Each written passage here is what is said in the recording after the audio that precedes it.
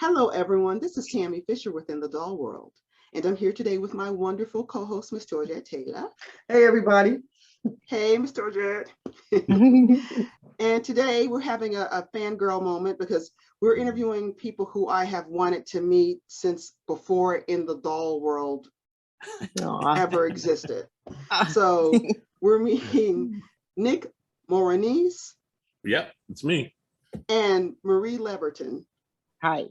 Yes. Hi, everybody. Hi. Yeah. Hello. Hey, everyone. Thank you so Glad to much be for here. joining us. We're so excited to have you. So excited. Yeah, I remember what attracted me to you was I saw these amazing Barbie dolls. And I saw these Nini Momo. I was like, what's a Nini Momo? Who's a Nini Momo? Where I find a Nini Momo? Nini Momo. Yeah, that's our nickname. Well, that's basically our nicknames put together and stuff. So like I was always Nini growing up and she was Momo. Okay. And we just put it together and everybody's like, wow, that sounds so Japanese and so exotic. Like, all right, fine. Yeah, let's go with it. Yeah. And it's stuck. It sounds great to me, right? Right? Yes. Yeah. It does. And the dolls are always fascinating. So Beautiful. we're going to start with the question that we ask everyone, and that is, we'd like to know your doll journeys, where they began, when you realized you loved dolls, and how you went from that moment to being here and blessing us with your time and energy. All right. I think, Marie, you want me to handle this one, right? Because Yes. Okay, I'll start. And I'll tell you why. Yeah. Yeah, she'll get into why. Okay. You'll jump in afterwards. Exactly. But basically how go this right all ahead. started Okay. was as a little boy, having a rough, tough Brooklyn Italian father. It was like, no, you play with boy stuff, you play sports, blah blah blah. And I was, I had my Hot Wheels toys and other stuff, and then all of a sudden I started discovering my younger cousin had Barbie dolls, and I immediately became obsessed with these dolls.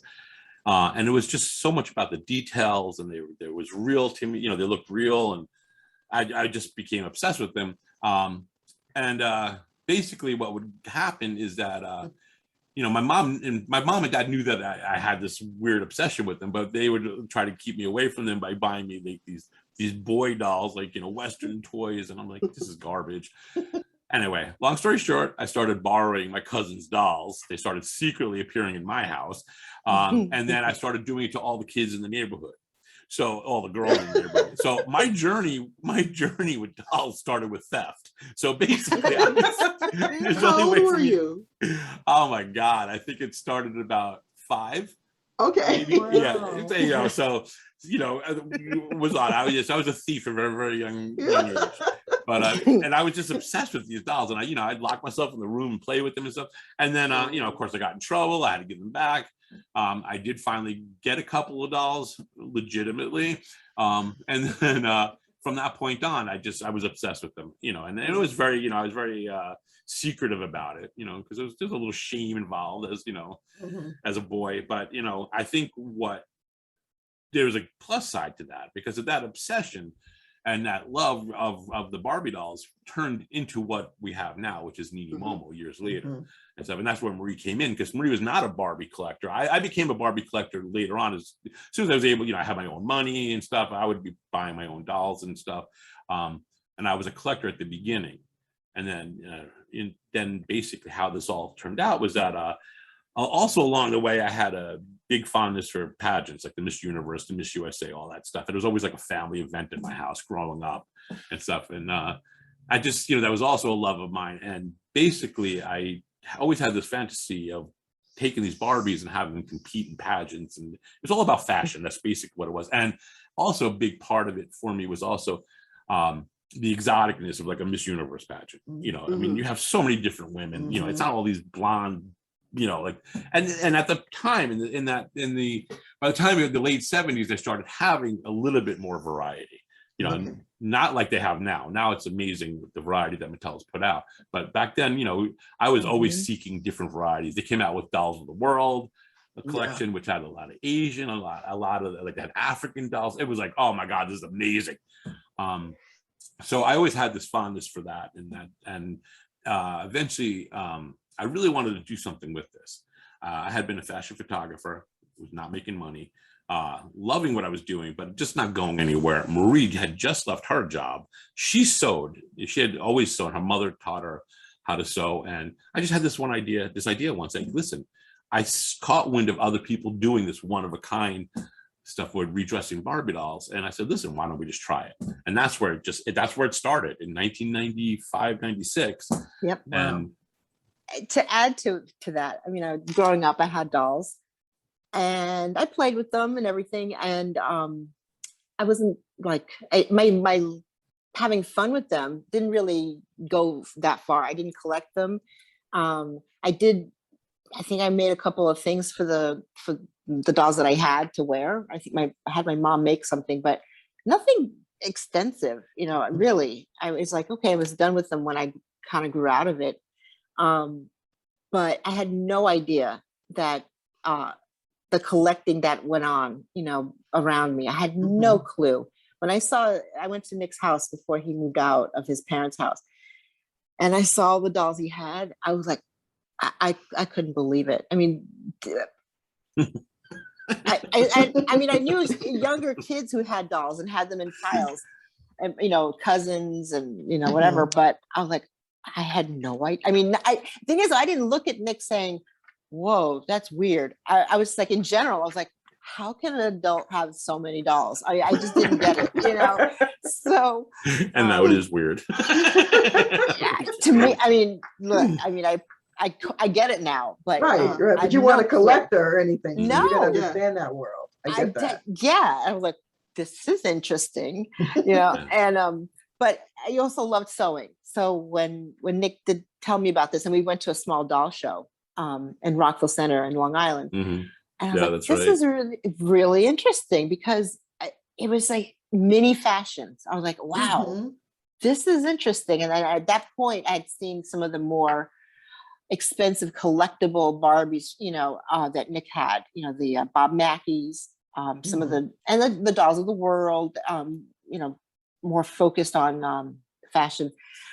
I was like, this is interesting because I had no idea.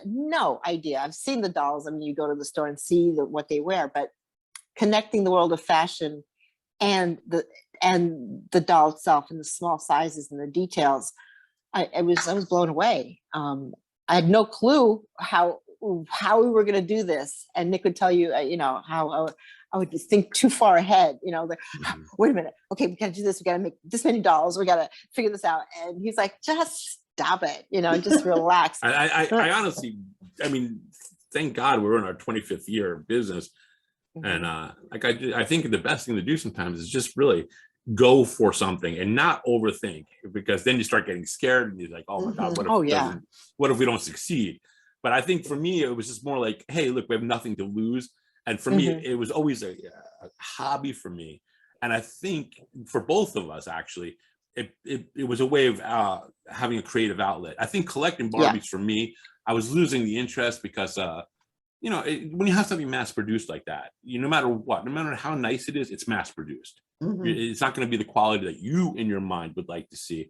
And in this way, we had control over what we were putting out and stuff. And, it was a question of the learning curve.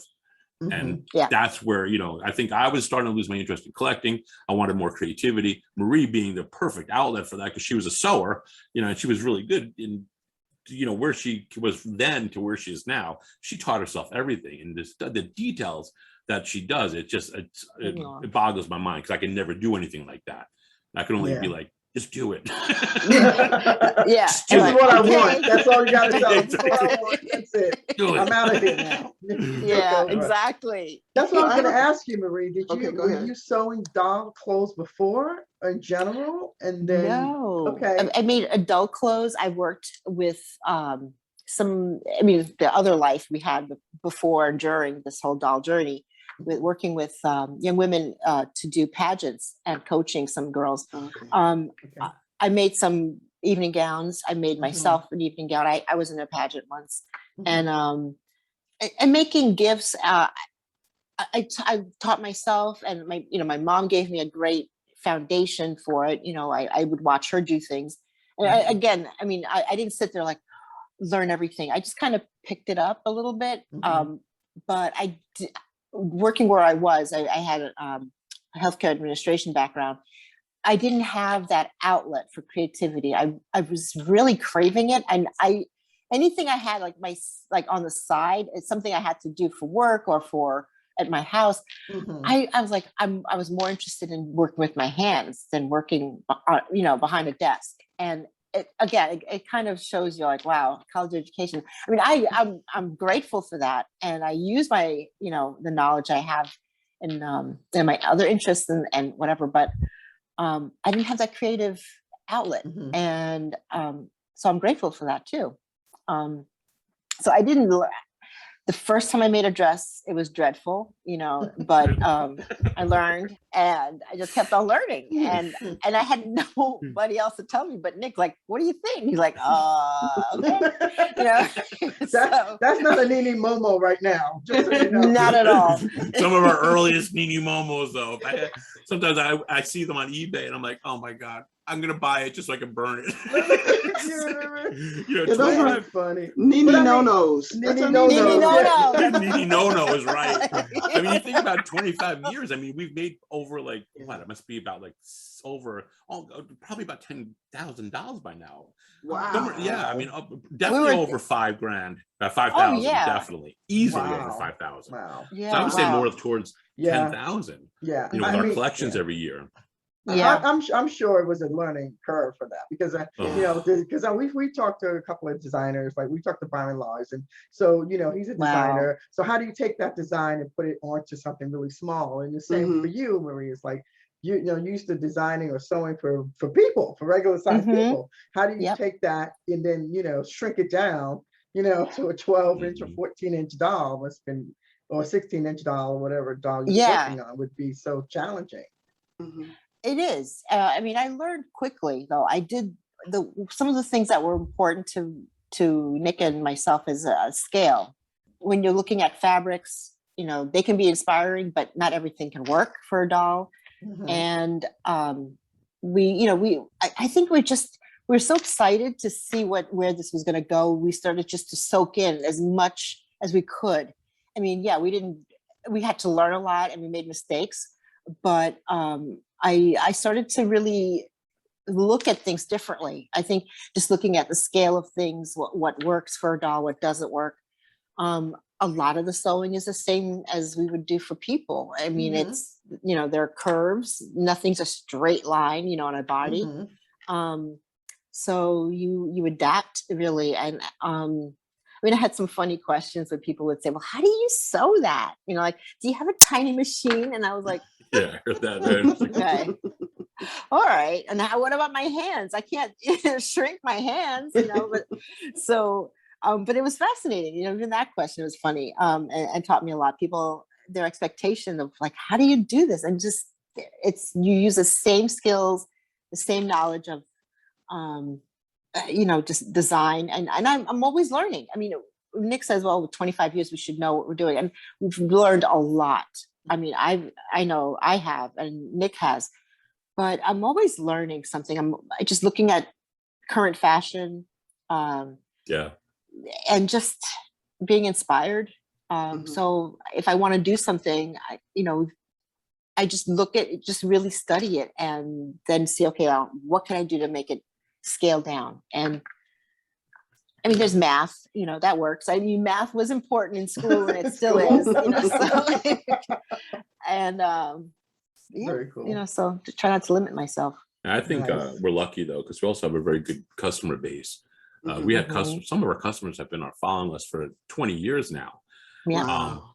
And I think that also adds to the creativity and the inspiration. And, I think no matter what, I think if you don't have a following, if you don't have people who really love what you're doing, you part of it, you could lose interest, you could lose confidence and stuff. And, we have really great customers who, have really coached us along the ways, and always stood, always supported us. And I think that adds to the inspiration that going forward, raising the bar and trying to, keep creating. Because when somebody loves what you do, you know, you can't help it. I mean, it makes you feel good. You know what I mean? It's like, it's a nice buzz, and it's like, wow. So we want to keep doing that for a few more years. Not that much more than that, though.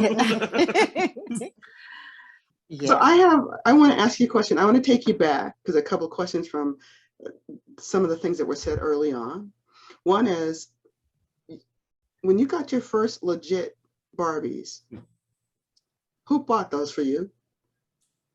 Well, the first one, my mom did. I coaxed her into it. Okay. Then what I started doing, I started saving all my money, and this is so sad. I would go to, like, at that time we had Child World, Play World, and stuff, all these different stores. I don't know if you guys remember this. I would go there. I would go straight to the birthday aisle. They always had a birthday aisle with birthday wrapping paper and stuff. I'd buy a birthday wrapping paper, a card for a little girl, and whatever money I had left over, I was like, in my head, I'd be like, you know, and then I'd go down the Barbie aisle and I'd be like, oh, I'm buying this for a girl, you know, for a girl party. You know, I mean, it was like, so smart. And I'm just thinking to myself, like, you know, it's like, this is the only way I could do this. And you know, it was horrible. And I'd be online, I'd be sweating, I'd be like, oh no, you know. But as soon as I got out that door, I'm like, yes. You know what I mean? And that's how it started. And I kept doing it. You needed it. Okay. You needed it. Yeah, it was like Barbie was my crack. That's what it felt like. It was like, oh my God. You know what I mean? And that's how it was. It was growing up. I mean, it was just this, like, and I'm thankful for that, because I think that is what really caused this. Nini, I think that started Nini Momo. Seriously. Yeah, that makes sense. So, And a chance to express yourself eventually, you know? Yeah, that's really what it was. So, and I do have to say one thing. By the time when Nini Momo really started becoming like something that was, you know, it was actually a company. My father was the biggest supporter, and rest his soul. Yeah, he was our biggest supporter, and he was amazing. He was and far as business, he taught me everything I needed to know with the business end of it, and that was really helpful. And he was that's great, because that was gonna be my next question. You got your mom to buy you the doll, then you bought dolls, and what was your dad thinking and doing in all this time? He was listen. At one point he's like, "What the hell am I gonna do?" You know, it's like that's what this kid wants. Yeah, but when I started, you know, when I started the company, you know, which was when I was much older, you know, he's like, I don't know about this, but then boom, started. You know, we were lucky, thank God, knock wood, right? Yeah. That, you know, it just took off, and he was our biggest advocate, and he was always advising me money, you know, how to do it. I didn't know anything about business. I was I was a photographer. I was photographing models and stuff, you know. So, you know, he really helped me on the business end of stuff, and he really was a big supporter. And you know, he passed away, you know, in 2016.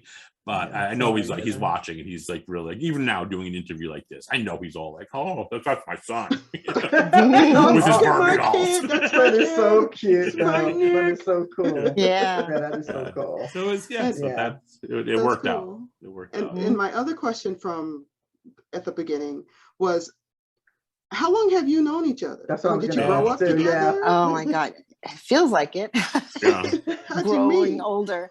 We met at Hofstra University back in, through a friend, 1988. And so I was 87. I met you in 87. Yeah, it was 87. But, you know, yeah. So 87, but 88 we became pretty good friends. Yeah. And from that point on. Yep. And people thought we were married. I mean, it's just like, you know. I know. Yeah. We're like brother and sister. Exactly. Don't want to kill each other. Fight like it. Right. Yes. Sometimes that happens. But I mean, but you know, when you talk about your parents supporting you, I felt that too from them. My father passed away way before yours. So he didn't know he wasn't around for that. My mom is still alive, and so she saw me at the beginning of this, and she was really amazed by it. You know, I would bring her dolls home. I gave her we made angel dolls and Barbies. So she had one of those, and she was really proud of it, because I could take something so fabric, thread, you know, and all this stuff, and put it together. And she was like, wow, I wish I could help you. You know, her vision wasn't so good back then. It still isn't great.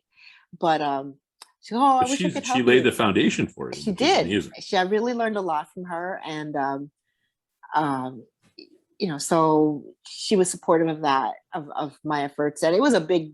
I mean, it's a big change to go from, you know, you have your college degrees, and then you're doing something so, in a way, risky. It's like, Yes. okay, but she never Yes. said, you know, don't do this. You know, she's like, oh, okay, it's okay. You know, you know what you're doing.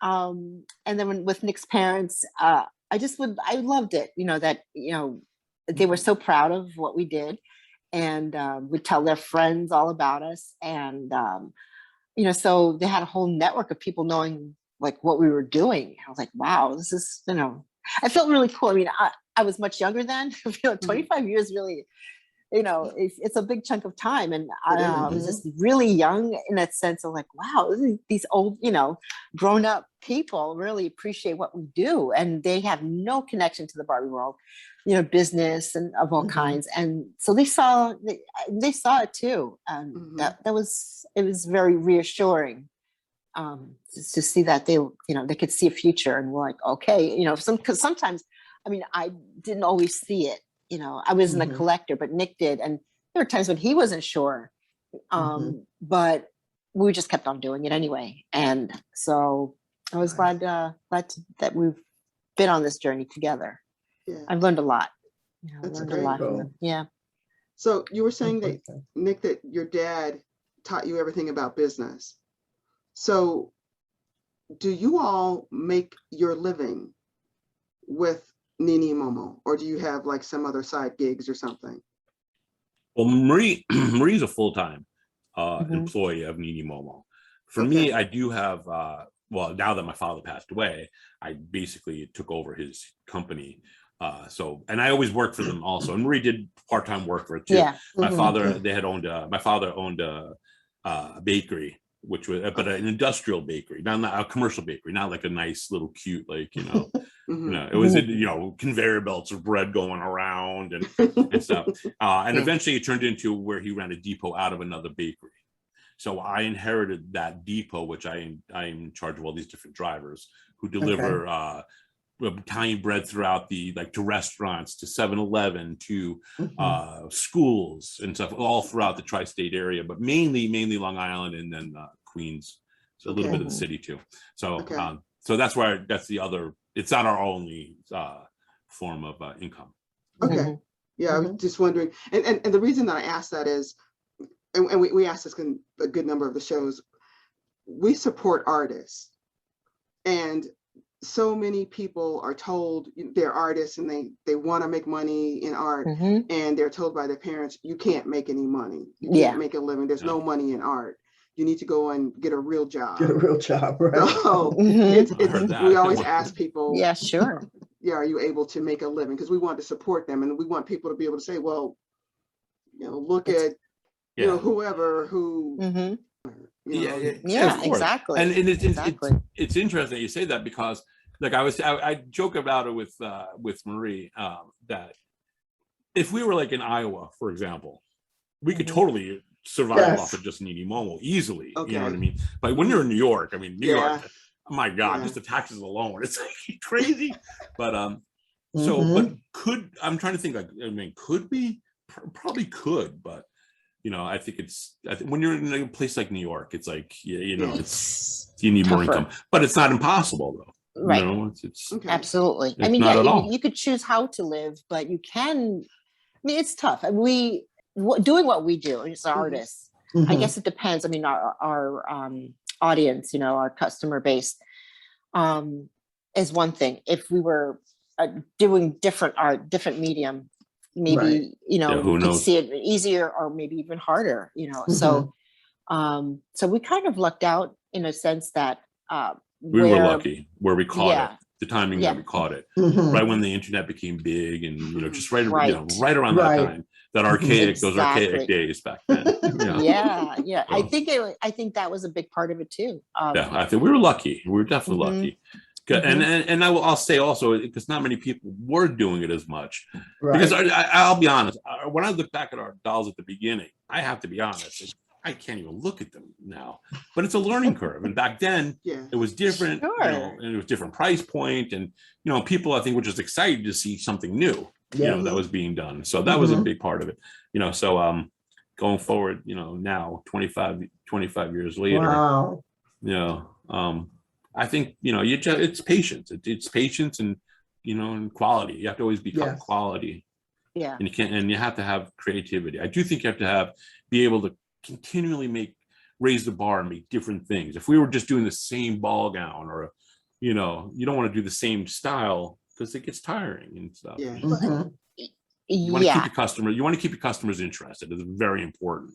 Right. I believe that's an important part of creating and producing dolls. Is keeping the customer base, it's also excited.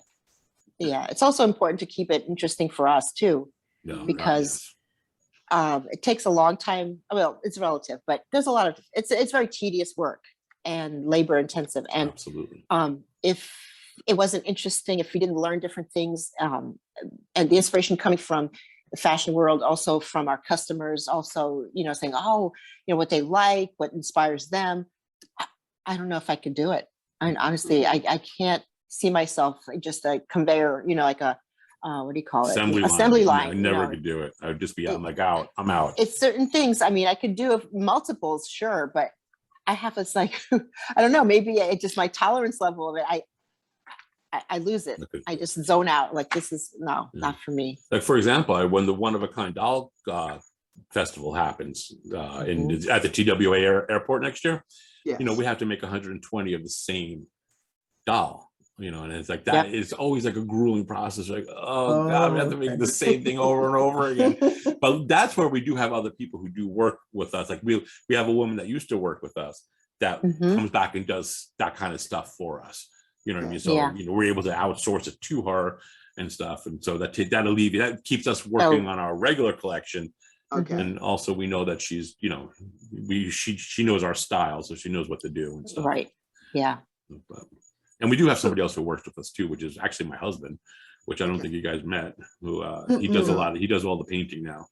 Nice. For the heads Okay. stuff. Yeah. Mm-hmm. He's very nice. artistic and stuff. Yes. And he's the third person now that he's been adopted into the Nini Momo. And you met Lisa also, who was a big help too. She's the one who has the One of a Kind Doll Club. She basically handles the One of a Kind Doll Club, and she helps the sales too, like at conventions. Okay. Yeah. So that's great. So one of the things for me, and this goes back to the whole fangirling thing and seeing your dolls for years and not really being able to find you, and then kind of stumbling into you. So I want to talk about the way you sell your dolls, because it's like the private yacht club kind of gig, so for those of us who see these Nini Momo dolls out there, it's like, oh, I want one. It's like, where are they? Yeah, I got to explain this to you. Okay. This is important. You guys know this because when we started back in 1996, 97, it was all new to us. And at that time, Mattel was not very fond of people who were taking their dolls and doing one of a kind. In 1990, and then I don't know if you're familiar with the National Barbie Doll Collectors Convention. Every year they have one. It started out small. I think the first year was 1980, New York City. It was in New York too. Yeah, it was in New York. But it was like 100 people. Now it goes up anywhere from 900 to 1,200 people that gather. Wow.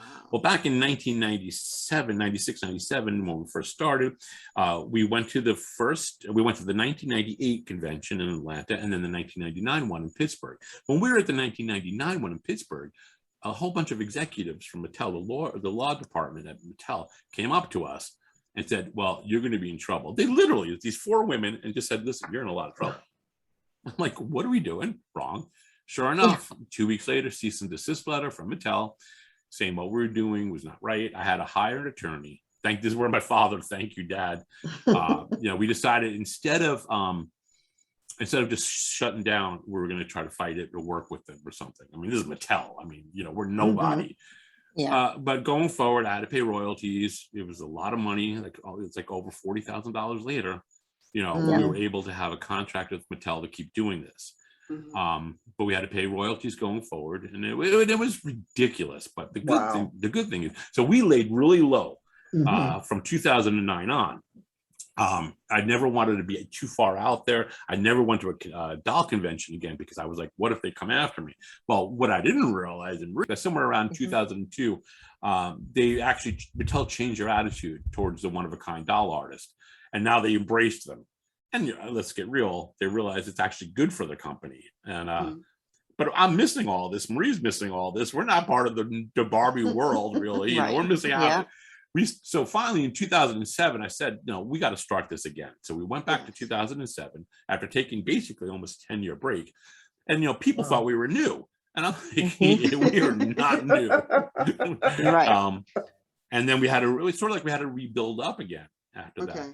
But basically, as far as selling, you know, you were asking like, well, how do people, it's like, we're not really private about selling. What it is that, you know, it's very time consuming to make the one-of-a-kind dolls. And it's not like we could, you know, not like we could just pump them out so quickly. What we have been doing lately is like you saw on the last event that we had, where we make about like 15 to 20 dolls. And then we have a group event. People who know about Nini Momo, let me back it up. I have a Facebook page. I do Instagram. I'm always constantly trying to get Nini Momo out there. And I tell everybody, just join onto the newsletter. You sign at the bottom of the website, and then you automatically get updates. So, and then the whole thing going forward, like you saw when you get the newsletter, if you want to join, let us know. And then we have an event every so often, and we sell the dolls that we have made. Right. One thing though, you know, we do send a preview, you know, so they can see the dolls. Yeah. Because we're not meeting in person. Yeah. So because of COVID. And you guys received, I know received the catalog too. I think we emailed you the catalog last time. So that's how we go about our sales. But we're not really secretive about it. It's just that what we have to do is that, I don't know if you remember, we had the picker wheel where the wheel spins. We have to do that because our customers, you know, you can't, if you just say, oh, just send us an email if you want this doll, it gets a little ugly, and you want to be fair and you want it to be right up front. So everybody knows, okay, this is, you know, you have to be totally transparent. Yeah. And stuff because you want to keep everybody happy. That's why we say you could buy one doll and then whatever's left over, then we'll, you know, you'll see. So it's not like we're not trying to be, elitist or on any level trying to get a Nini Momo doll. I mean, you know, our aim is to sell it to all the people that want dolls. It's just that outside of our website and outside of showing it on Facebook or Instagram, wouldn't even know where to begin really advertising for it. And we don't make enough dolls to really, offer that. I mean, it would be disappointment everywhere. You know, when we go to conventions, we would have more dolls, obviously, to show, but it's like, I mean, it's a great event, you know, but it's mayhem. It's mayhem. It's total mayhem. It can be mayhem. We had to, and this isn't just for us, but I mean, I'm sorry. No, I'm just saying we had to change our structure. We couldn't just open the doors and let people grabbing dolls, and it was a madhouse. Because it's one of a kind. Everybody has favorites. You know, we make a catalog. They see what's coming up. And it doesn't have it. This is not unique to us. I mean, other doll artists, who do this kind of work, they've had to find different ways of presenting their work, selling their work in person, because it's hard. You have so many people looking at dolls and wanting everything. Well, you're at a convention where everybody's looking to add to their collection. We had in 2013, we were in New Orleans for the National Barbie Doll Collectors Convention, and Richard Simmons came.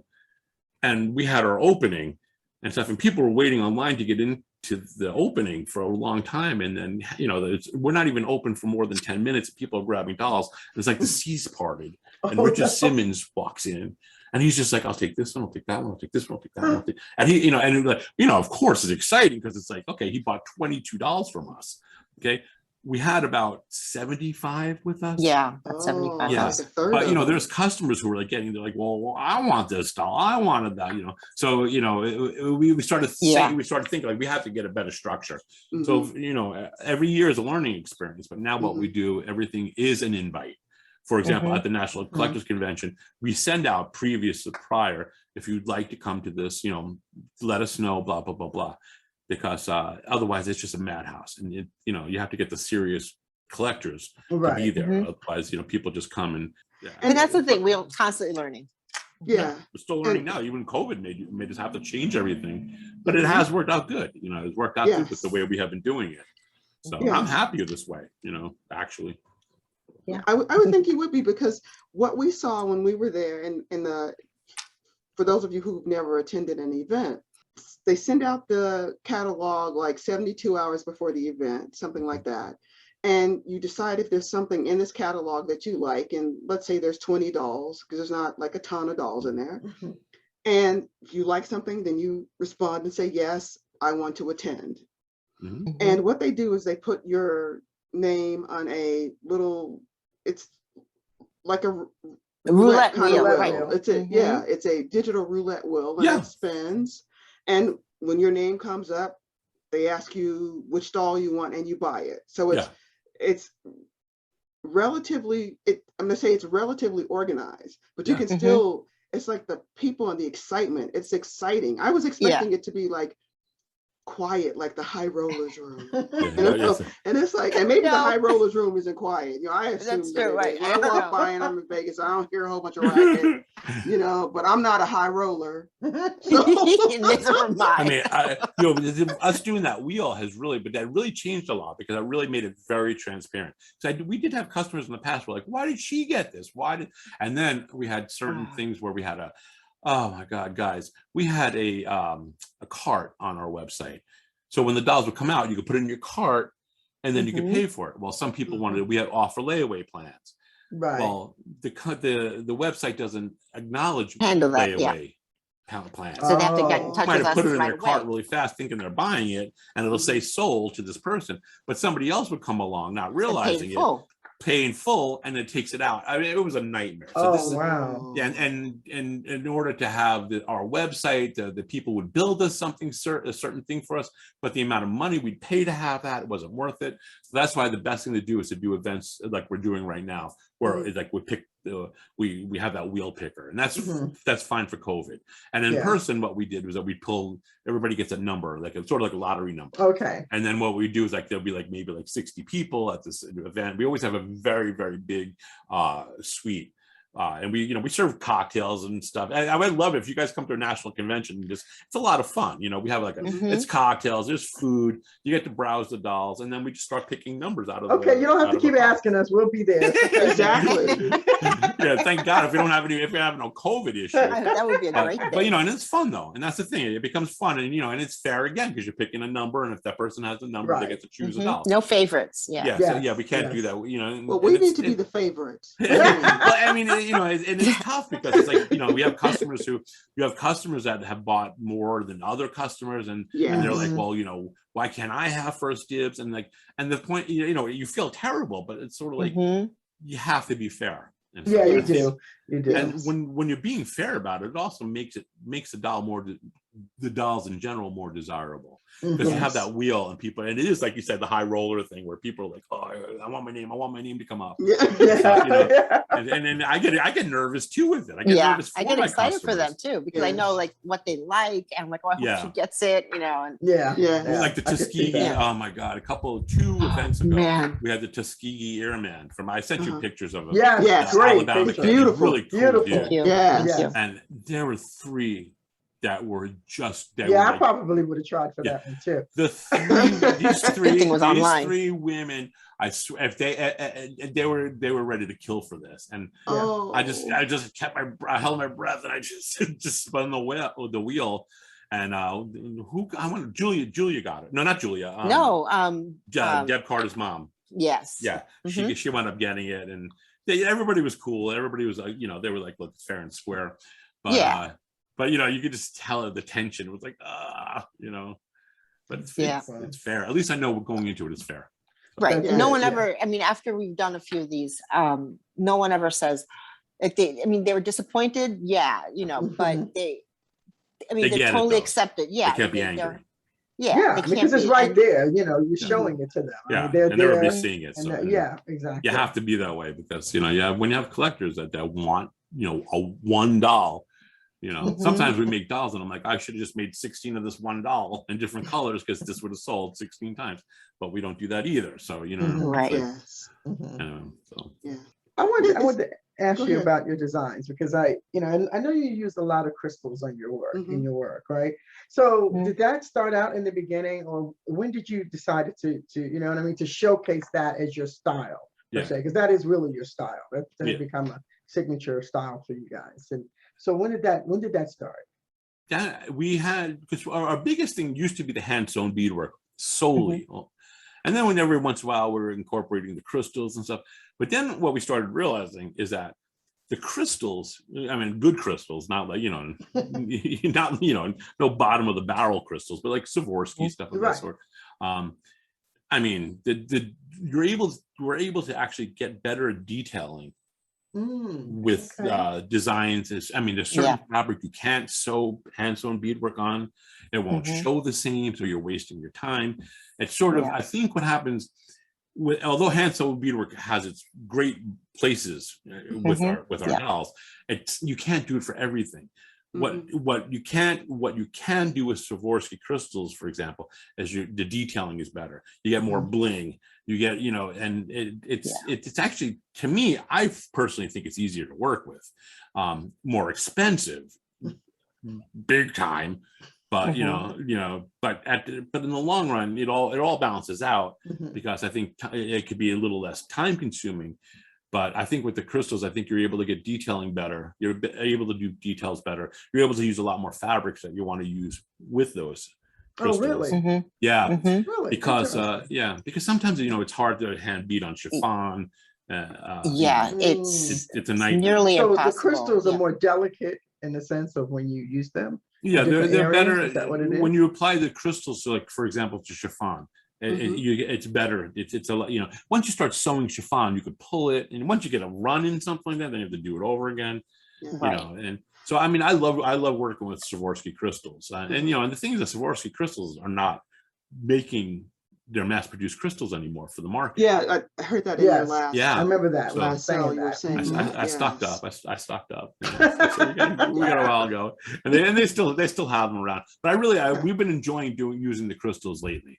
It really has opened up a whole nother like area of design for us. Oh, that's great. And we're able to get more inspiration. Like we're able to do a lot more of the stuff we've wanted to do that we weren't able to do because the hand sewn beadwork would sometimes. So help me out. What's the difference in the application process? Because you hand sew the beads. How do you put a crystal on if you you don't sew it? No, crystals normally you can sew crystals onto. It depends on what kind of crystals you get. There's certain crystals that are hot fixed that you have a certain machine that hot fixes to the fabric, or you could literally glue them on with a special glue, and you have an applicator, you have a picker. It's like a whole process. Wow. It's pretty simple. It's time consuming. If you look at some of the dolls that I sent you guys, you'll see we do like a pave style where they're right on top of each other practically. You don't even see the fabric underneath. So it's time consuming, but it's a different process. You're not taking a needle going through the fabric. Go through the fabric. Okay. Right. You would have to. That's where you could damage the fabric and stuff. Okay. So. Exactly. Too much tension. Some crystals you'd have to have, you have to put a backing on it so that you can sew through it. I mean, for people clothes, yes, it's been done like that. With prongs, to hold them sort of like a punch through the fabric. But the scale, I mean, you can't get this kind of look using, those large crystals or sewing them on. So So you learn. And then we like to use those small details. The small, like there's a lot of people who do these 1/6 scale dolls. They'll use like huge crystals and like I'm like, wait, it doesn't look right. You know. So we try to we get these tiny ones that are. If you see some of the leggings that we've done, there's small crystals on there. They're very small. Wow. And that's where the time gets, it takes time consuming and stuff. But I think it's worth it because I think the finished product is. So do both of you apply the crystals and then you have another person working on that too, or just? Yeah, I do the crystals along with Juan, who I was telling you who does the face painting. Marie is the queen of sewing. She does she translates everything. Like I find a Dior, I'm like, Marie, can we do this Dior? And and then she gets her tissue paper out and starts creating her, and stuff. And she's, you don't even, I mean, sometimes we don't even have patterns, and she just creates a pattern as she goes along. Wow. Yeah, draping. Yep. Yeah. So she doesn't do any of the beadwork or sometimes she'll do beadwork, but mostly she's in charge of sewing. Okay. I mainly do the designing, do some of the crystal work, design the jewelry, hair, the jewelry, all the accents that you see. I do all the photography. I do the website and stuff. Juan does most of the crystal work, and he paints the heads now, and stuff, which is great though. He's amazing. He's an amazing artist. So been very helpful. Very precise, very neat. Yeah. Nice. With this last auction that you had, I loved how you used a bead for a doll's purse. There was a green. Oh, it was like a huge. Yeah, it was like a green. I think it was an emerald. I shouldn't call it a bead. Oh, it was a stone. Yeah, it's like a big stone. Oh, just a stone, like a drop. Yeah. Yes, it was gorgeous, and I just thought that was so creative to take that emerald, like a purse or something. Yeah. Yes, that was. Yeah. That's the fun. That's first of all, that's the fun of having a huge inventory. You just I gotta find something, so it's fun. It's time consuming to find what you want, but when you do find it and you do something like that, it is fun. I know, and I appreciate you noticing that, because it's fun. The detail. It's fun when you can do those things. Everything's open. You can find anything. Yes, that's true. Yeah, you kind of open your imagination is stretched. And also, which Nik won't like, it's the benefits of being a little hoarder-ish, because you may have something like tucked away. You're like, wait a minute, I know where that thing is that I haven't used in about 10-15 years. I can use it in the trunk of my car. No. But the thing is, though, when you, with this job, it does teach you how to, when you look at something, you're like, wait, and it may not come from me at first, Nik and I will talk, and he's like, oh, I wish I could do this. I'm like, wait, but we have something like that. Or he'll say, but there's an easier way of doing this. We could do this. I'm like, really? And then you're like, oh, wait, I could use this now, because seriously, I might find a piece of fabric, a small piece, like, but I love it so much. And you're like, get rid of it. But it becomes a purse, so. Okay. It's true. Sometimes I need to shut my mouth, you know what I mean? So we we learn from each other. Yeah. Yeah. And I saw another, I mean, the show was, it was beautiful. The sale was wonderful. And I recently saw a piece that you auctioned off for a fundraiser. Oh yeah. It was the rainbow. Yes, the rainbow dress, right? Yeah. It was so much fun. Hearts. That was such a beautiful. Thank you. Beautiful piece there. And so tell us about colors that. Are really vibrant work. Too. Beautiful.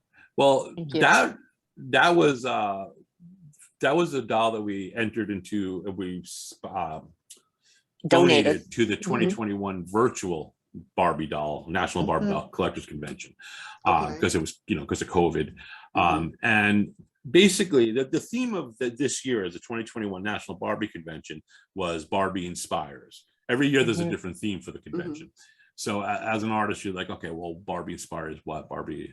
So I didn't want to do like the typical, I wanted that rainbow dress. I showed Marie, we love the fabric, the idea of doing rainbow, but I wanted to dedicate it to, there's two women that were very close with us in the Barbie world, wonderful women.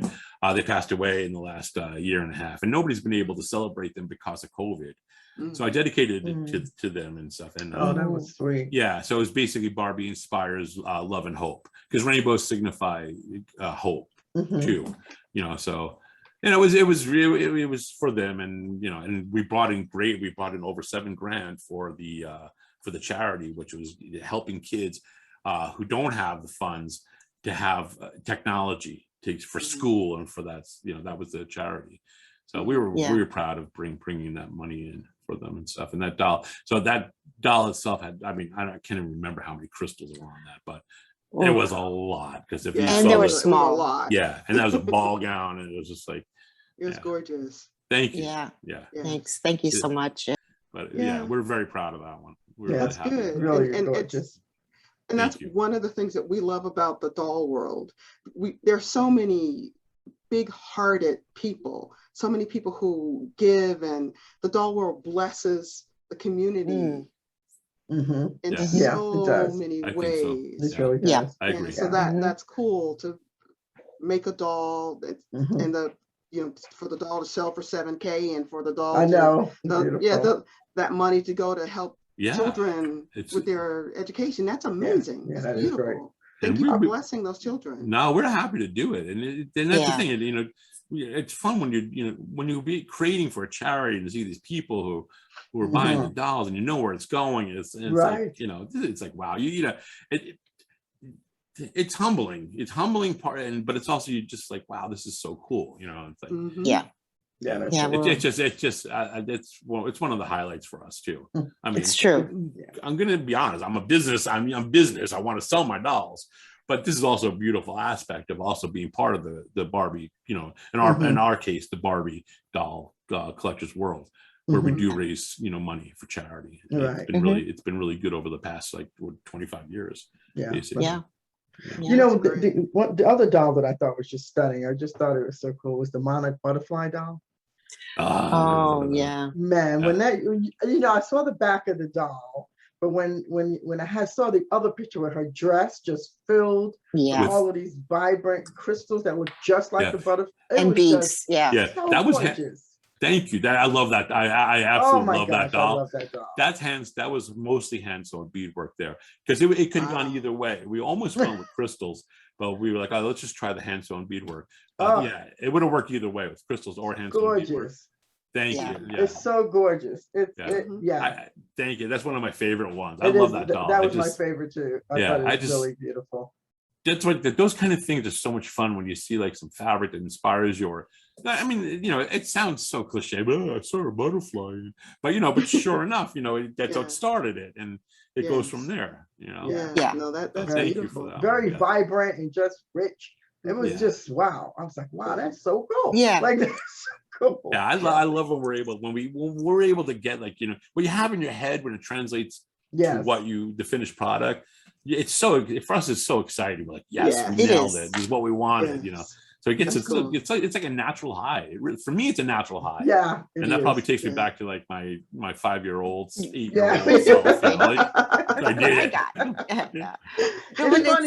It's funny you said that, because I remember when me and Audrey were doing the dolls, and I remember we talked, like you said, we talked about it. We sketched, but we didn't sketch it. We had somebody else sketch what they supposed to look like, and we got the doll back first in clay. Right. And then they finally did the mold and they sent it back to us in wax. And it's so weird that you said that about how when you take something out of your head and you see it. And I remember us waiting for the post office guy to come, because we knew they were coming. We wanted to see what they looked like. And we opened it up and literally almost started crying. And this doll, I had pictures today, and she was so ugly. She had no makeup on, no eyelashes. She had no hair. She was just wax, right?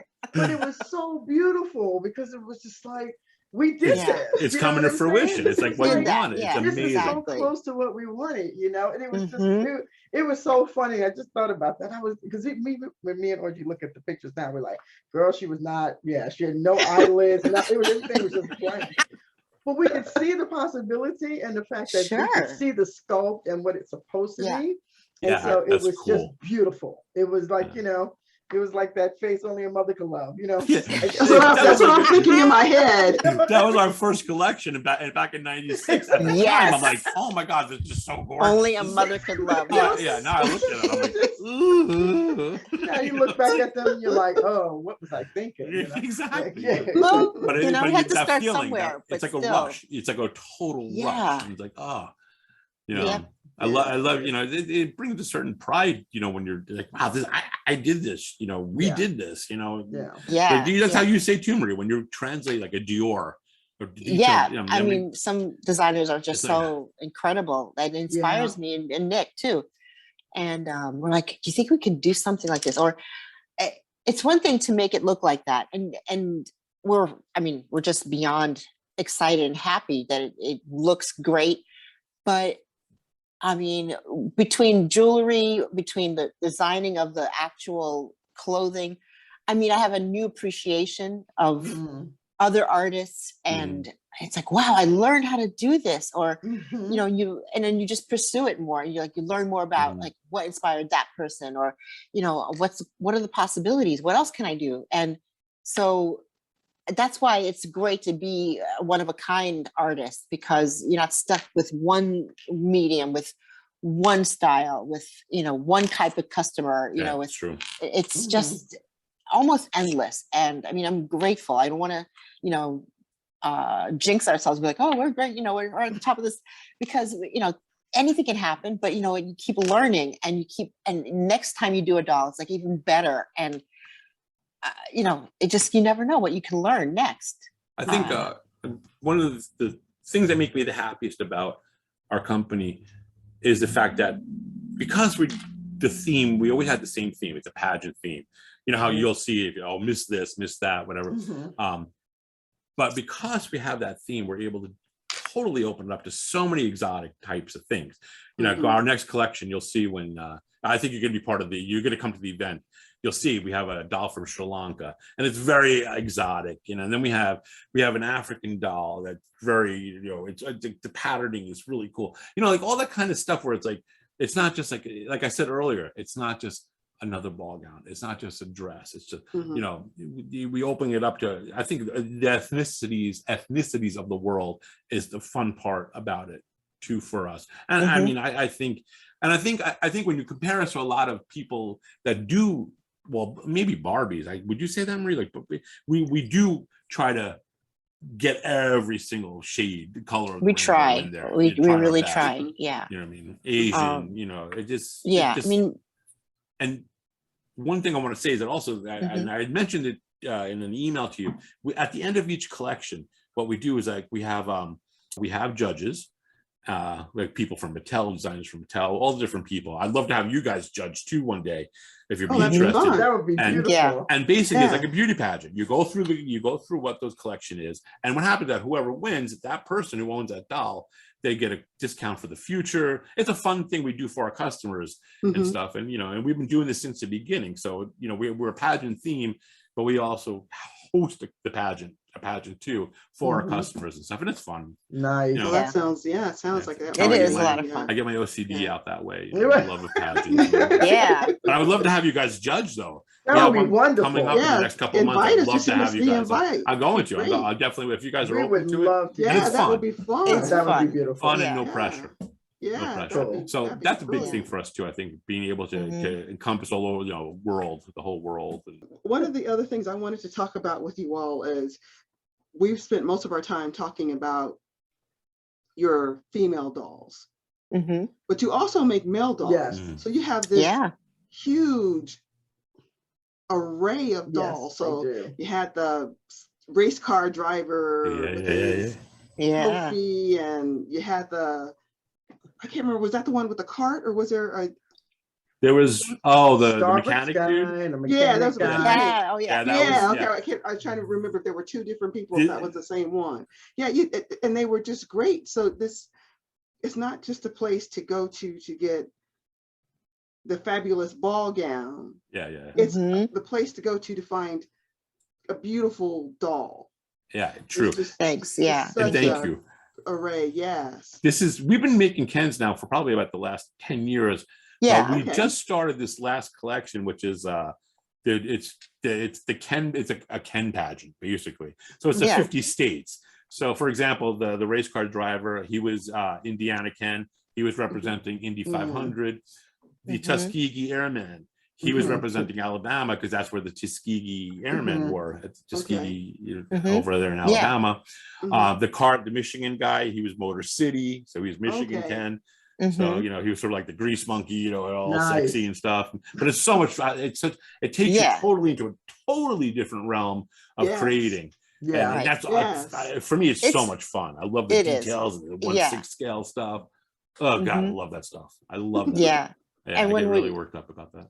He does. I mean, he has this whole like, side of his work area just have all these accessories, 1/6 scale shoes, things, and little, like instruments, and and yeah. I mean, when we first started to do the Ken dolls, we were like, oh, this is cool, because first of all, I mean, not that many people are doing it. Right, there were a yes. few people, and we first started, like they were doing some interesting clothes, just like really like almost everyday clothes, but nicely done. And nobody had them for their dolls, or Ken dolls, or GI Joes. I was like, well, that's cool, because anybody who collects them can dress them now, and so when we first started to do it, I'm like, this is cool, because again, I've never made an outfit for a Ken doll ever, so it was interesting. So it's great to break up and not to say monotony, but just to break it up, it's not a dress, it's not, keeps it interesting. Different fabrics, and so it was cool. And we developed a following of people that are just in love with the Kens. So it's almost like you're opening up the market to a whole different type of collector. That makes sense. And stuff. Yeah. And it's also been for people who really, because Ken doesn't get much representation. No. So, we're fun. It's fun for us to do that, and I love doing it. So it's just so much fun. So. That's so cool. Yeah, I love them. I think they're really great. They're very, like you said, creative and inventive, and and I love the fact that you're connecting them with the states. That's the fun. So cool. That is really so cool. I love that. Yes. Yeah, I've learned more about geography and about countries and through doing this, than I would have in school and stuff. So it's been really, it's a learning. I mean, you're really educating yourself as you go along too. That's cool. Yeah. That is very cool. Yeah. We're going to be debuting 3 new Kens in the next event too. So so one's going to be in Ohio. It was Ohio. It was I think Oklahoma, and maybe we haven't figured out the DC dude. I think it's DC. I'm not sure. Yeah, I think it's DC. Yeah, I think he's going to be DC. Okay, got to be a politician. Well, that's the thing. No, he's not a politician. It depends. There's a whole history. I love Obama. No, exactly. Right? But see, now he would be a good one to do. Yeah, that'll be a long line. That's going to be a lot of people wanting that. Yeah. He can wear clothes really nicely. Yeah. Yes, but and then Marie has like 3 or 4 dolls that I don't know if you want to see them or not. It's up to you. We'd love to see them if you want to show them. Yeah. Yeah. Okay. So. Oh, I remember her. Miss Netherlands. Yeah. These are the dolls that were there. Yep. Yes. Argentina. No, it's Guatemala. I'm sorry, Guatemala. Oops. Edit. Samoa. Okay. Cameroon. Cameroon. Okay, who was before Cameroon? Samoa. Samoa. Okay. And then Guatemala. Okay. Yeah. And Miss Netherlands. Nice. Yeah. So different dolls, different looks, silk stones and vinyl. Yeah, we do both of them. Okay. The silk stone is a big deal now in the Barbie world because they're not making them anymore. That's part one, and they're higher end. So I have collectors that we have to make silk stones for, solely silk stones. They won't buy vinyl, and then we have ones who just like vinyl. So are silk stones resin? It's like a resin. Yeah. I don't know. They call it. It's like their proprietary material. It looks like it would be like a porcelain type, right? But it's really. It does break though. If you drop it, you can break it. But the head, it's a polymer. I think it's a polymer for sure. Okay. But the head does heat up and soften up. The head will soften up. Yeah, when you heat it up. Okay. The bodies don't heat up. I mean, they don't soften really like that. So no. Okay. But I gotta say, this is fun. I really appreciate you guys, asking us to do this. Like I said, this has been years coming. So Marie and Nik, it has been a pleasure to spend time with you. This is, like I said, one of those dream come true kind of conversations. And you were just so lovely. Thank you. Man, I had a good time. We had a lot of laughs. Yes. I'm so happy. And I look forward to spending more time with you and doing some future interviews and just in person hanging out. I hope so. Yes. I thank you guys so much for reaching out to us. I mean, it's amazing. Yeah, I'm glad it was fun. It was a lot of fun. Finally. It really was. I appreciate that. Thank you. So do you have anything that you want to share with people? Like, well, if anybody who doesn't know about us, then just go to check out the website. Check out the website to begin with. NiniMomo.com, and Okay. you just scroll to the bottom of the front page, sign up for our newsletter, and you'll get everything that comes out and what's coming up. So Yeah. for those of you who have never experienced the world of Nini Momo, please check out their website. And do you have Instagram too? Yeah, we Yes. have Instagram. Yeah, check out their under Instagram because NiniMomo. their dolls are just exceptional. They are exquisite. Thank you so Oh, much. thank you And- very much. Yeah. Work is And thank amazing. you for what you have done and continue to do for the doll world, because you are pushing limits and just Oh, Thank you guys so are much. brilliant. I mean, those dolls are, mwah. I mean, Comes it's with old, it great. comes with old age. getting finer and finer. I right? appreciate right. it. Thank you Finer and guys so finer. much. Thank you for Okay, being with us and in so the doll if world, people- guys. Great. Yeah, Thank so you. if people want to Appreciate your find you, time. they can find you at NiniMomo. .com. .com. And we're on Facebook under Nini Momo, Okay. and we're also And on Instagram, yeah. Nini Momo Inc. I think it is. Or Yeah. That's Okay. the Instagram. Okay, All right. that's Yeah, wonderful. thank you. Yeah, thank you so Yes. much for hanging with us and this beautiful interview. And you take care, and bye from me and Georgette. in the doll world. Oh, All right. it was great. Thanks, Thank guys, you so very much. much, It was so guys. much fun. Okay. All right. Stay safe. Bye. Thank Bye-bye. you. You take Okay. care.